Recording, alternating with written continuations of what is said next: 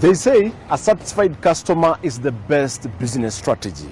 This is the startup where we inspire businesses.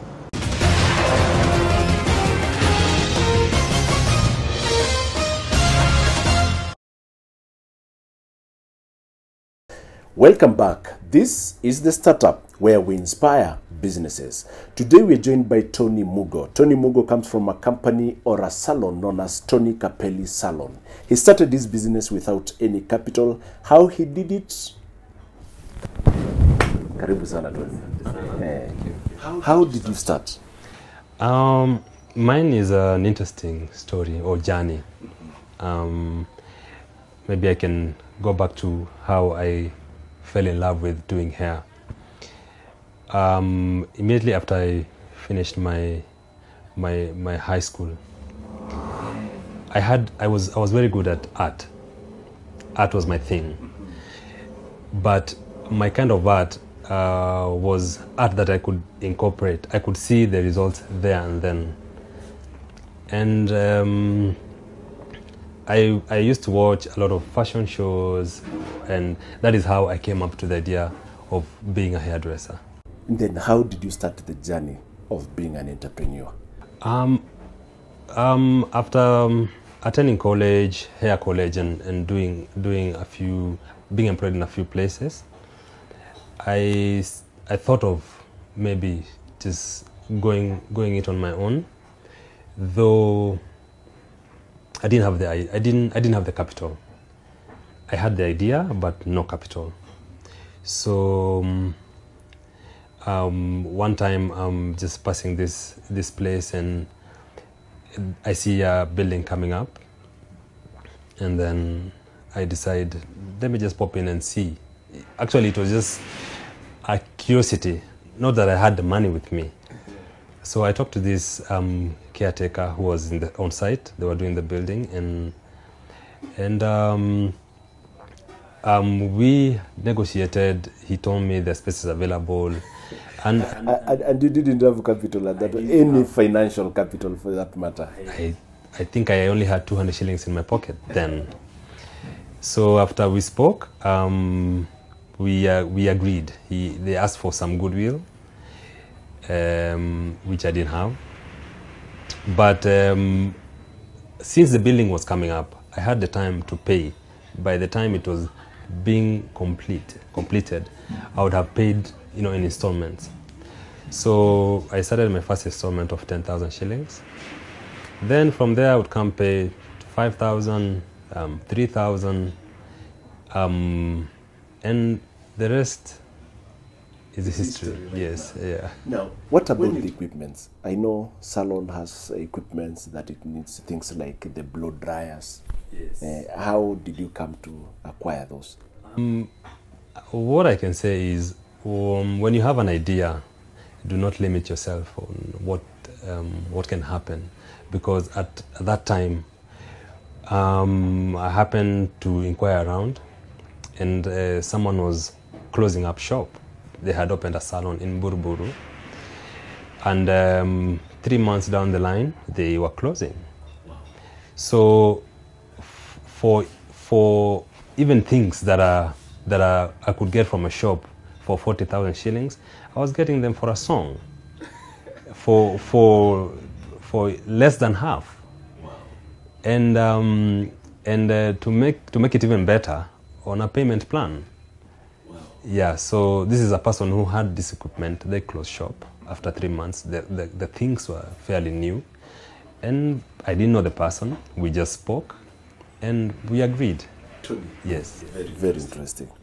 Now, you are entering into a business. Somebody is closing down that particular business, and you want to venture into it. What motivated you? I had the idea. I had the skills. So that gave me an edge over, let me say, the person who was closing shop. Secondly, I believed in myself, because most of the time we give up easily, or our ideas are shut down by the stories we hear from other people.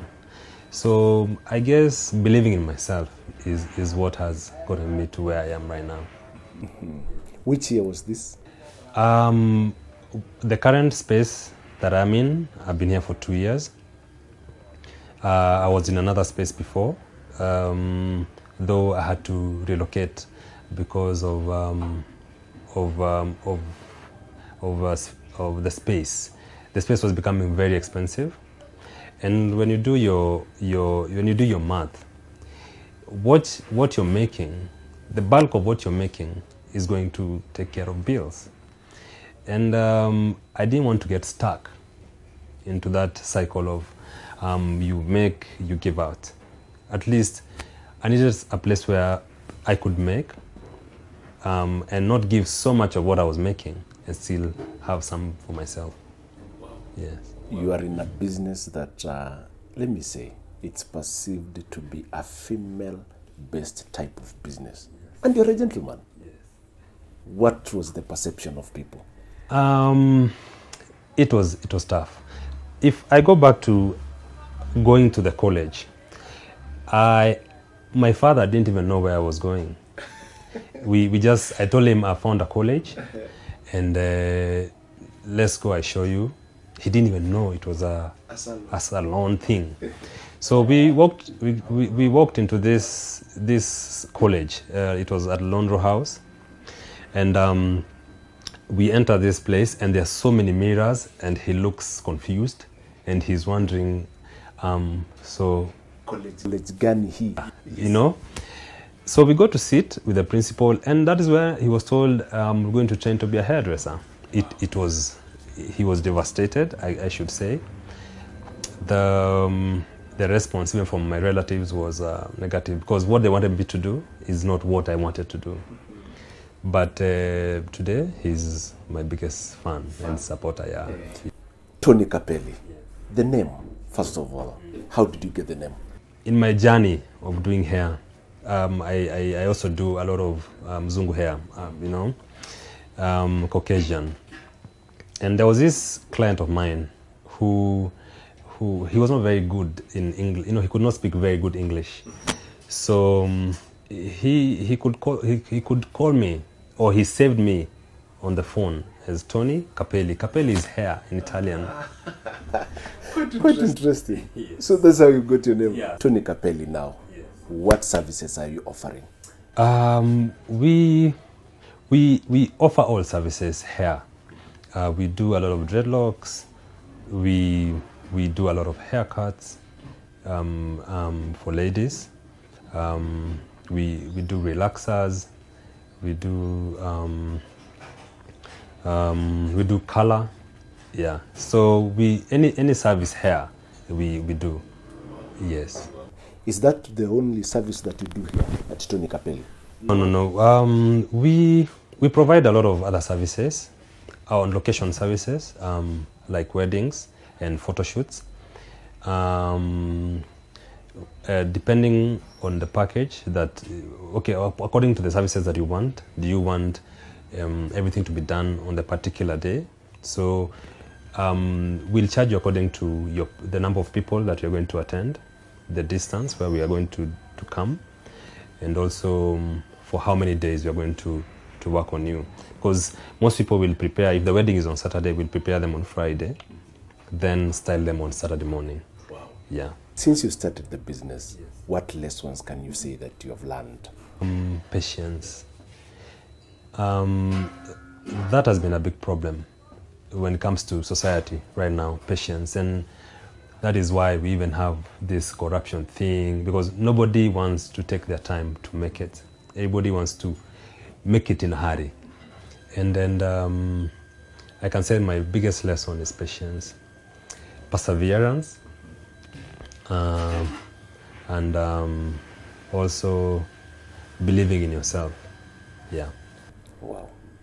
Challenges? Competition is a very big challenge, because not when it comes to the services, is when it comes to professionalism. Yes. We might be offering professional services, but there's someone next door who's offering unprofessional service. So even here, we tend to do a lot of correction services. Someone has get messed up somewhere else, and they come to you. So they end up even spending more than they would have spent if they just came to you from the word go. Also, availability of products. Yes, there are suppliers in Kenya who will bring a certain product. You introduce it to your clients, then after a short while, it's out of the market again. Yeah, so those are some of the challenges. Okay, I want you to advise somebody watching the startup currently or now, and they want to start this particular business. What will be your advice to them?